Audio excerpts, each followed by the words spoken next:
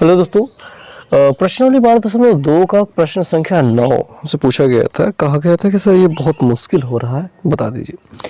तो क्वेश्चन देखते हैं कि 20 सेंटीमीटर त्रिज्या वाले वृत्त के एक जीवा केंद्र पर 90 अंश का कोण बनाती है। वृत्त के संगत दीर्घ वृत्तखंड का क्षेत्रफल ज्ञात कीजिए। मतलब बात कुछ यूं हो रही है कि एक 20 सेंटीमीटर त्रिज्या वाले वृत्त है, एक वृत्त है जिसकी जो त्रिज्या है वो क्या है, 20 सेंटीमीटर है, 20 सेंटीमीटर है। ओके, और केंद्र पर वो एक जीवा है जो केंद्र पर 90 अंश का कोण बनाती है।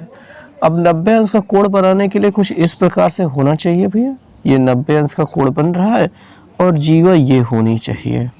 ओके, जीवा ये होनी चाहिए, जबकि ठीक है।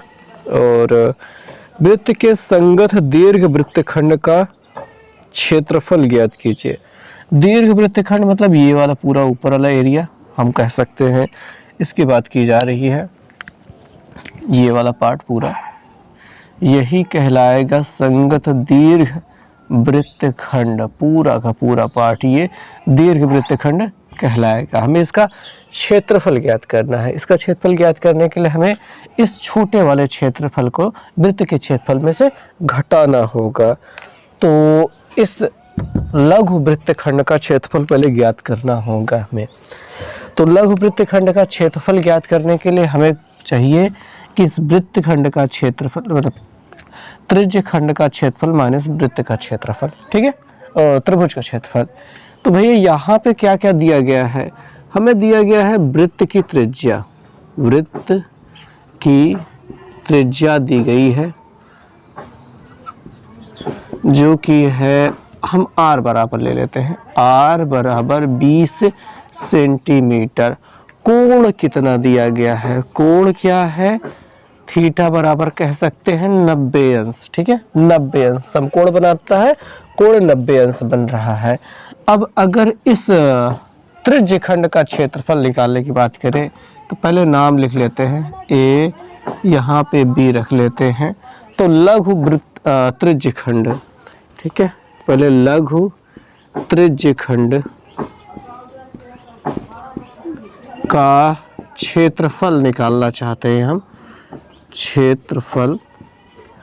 अब लघु त्रिज्य खंड या फिर वृत्त त्रिज्य खंड का क्षेत्रफल चाहे लघु हो चाहे दीर्घ हो, आपको पता होना चाहिए कि क्या होता है भी, ये क्षेत्रफल का सूत्र थीटा बटे 360 पाई आर स्क्वायर, यही तो होता है।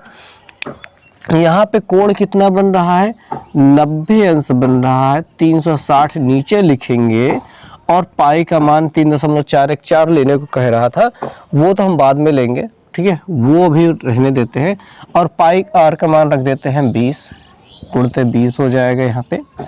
अच्छा, 0 0 काट देते हैं, 9 कम 9 9 चौक 36, 4 पंजे 20, 20 पंजे 100, 100 पाई सेंटीमीटर स्क्वायर जो मिल रहा है, इस पूरे का क्षेत्रफल मिल रहा है।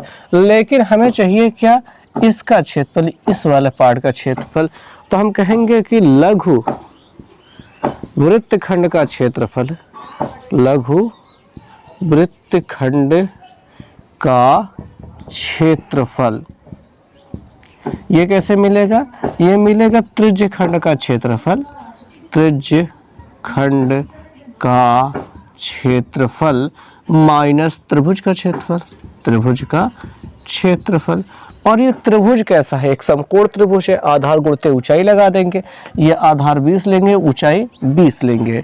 तो त्रिज्य खंड का क्षेत्रफल तो आपको मिल गया था 100 पाई माइनस इसका क्षेत्रफल 1/2, आधार है 20, ऊंचाई है 20, काट देंगे कितना मिल जाएगा 10 और 20 दहम 200, तो 100 पाई माइनस 200, इतना सेंटीमीटर स्क्वायर आप कह सकते हैं कि आपको मिल रहा है किसका क्षेत्रफल, इस वाले पार्ट का क्षेत्रफल, जिसको कहेंगे लघु वृत्तखंड का क्षेत्रफल। अब हमें चाहिए दीर्घ वृत्तखंड का क्षेत्रफल। तो दीर्घ वृत्तखंड का क्षेत्रफल निकालने के लिए आपको पता होगा कि वृत्त के क्षेत्रफल में लघु वृत्तखंड का क्षेत्रफल घटा दीजिए। क्या कीजिए कि हमारा जो दीर्घ वृत्तखंड का क्षेत्रफल निकालना है, ठीक है, दीर्घ वृत्तखंड का क्षेत्रफल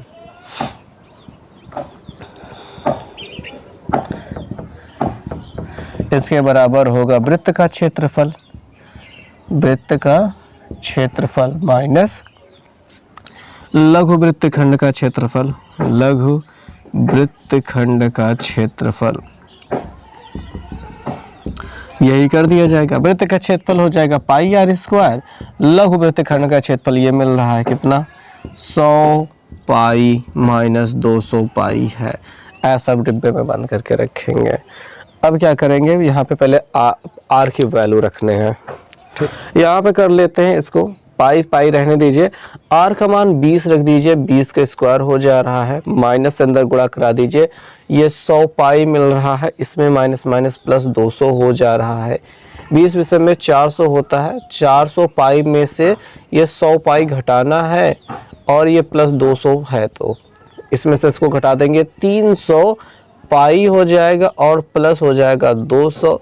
और जो हमारे पाई की वैल्यू थी वो दी गई थी, हमें पाई की वैल्यू दी गई थी 3.144, तो यहाँ पे रख देते हैं। देखिए 300 गुणते 3.144 जैसा दिया गया था वो रखेंगे, प्लस 200 है, 3 से गुणा करेंगे, पहले 3 से गुणा करें, 3 चौके 12 हाथ से लगेगा, 3 चौक 12 13, 3 एक 9, 3 एक 4, 3 त्रिक 9 और 2 ये जब डबल जीरो है इसमें गुणा करेंगे इससे बढ़ जाएगा और 3 अंकों पे दशमलव लगाएंगे तो यहाँ लग जाएगा, प्लस 200 रहेगा।